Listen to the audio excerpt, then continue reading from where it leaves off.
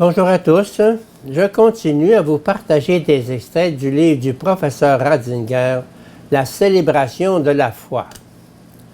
La forme définitive.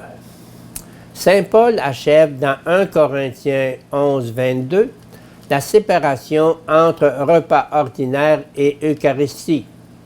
N'avez-vous pas des maisons pour manger et pour boire? Tant que l'Eucharistie avait été directement reliée à un repas ordinaire, la participation à la liturgie de la parole de la synagogue était sous-entendue.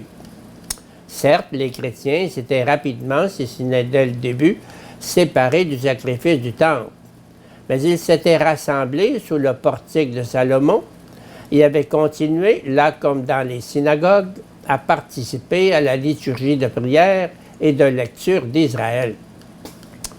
Au sein de cette liturgie, ils ont essayé de faire comprendre leur interprétation de l'Écriture, c'est-à-dire de l'Ancien Testament, orientée vers le Christ, et ainsi de rapporter sans rupture la parole de la Bible à leur Seigneur.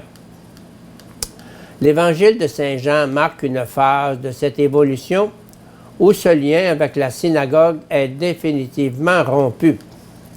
Si bien qu'il fallut donc aux chrétiens créer leur propre liturgie de la parole qui, en se soudant à la célébration eucharistique, elle aussi jusque-là dépendante, forma avec celle-ci une liturgie chrétienne homogène.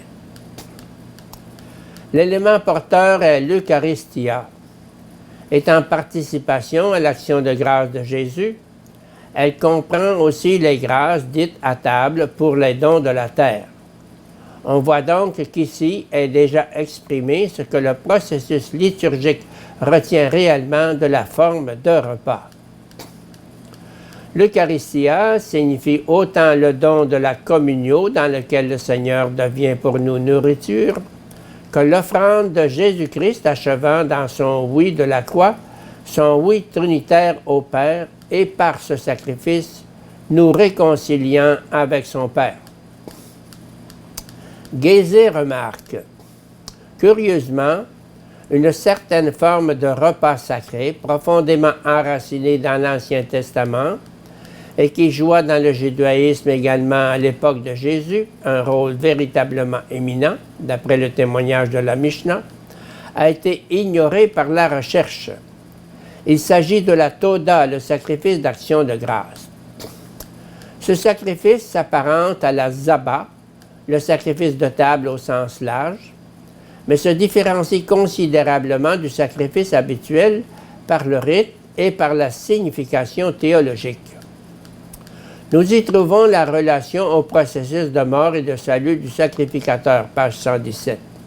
Quant à la diffusion de ce type de sacrifice de table, on peut dire que la Toda a constitué la base cultuelle de la plus grande partie du psautier, page 119, parmi lesquels le psaume 22 est donné chez les évangélistes comme le texte même de la Passion du Christ. Passion et résurrection de Jésus sont une Toda. Elles sont l'accomplissement réel des paroles de ces psaumes. En quoi consiste la Toda? Guézé la caractérise ainsi. Le sacrifice d'action de grâce suppose une situation déterminée. Quand un homme est sauvé d'un péril de mort, d'une maladie destructrice ou d'une persécution menaçante pour sa vie, il célèbre cette délivrance divine par une liturgie d'action de grâce qui marque la fondation nouvelle de son existence.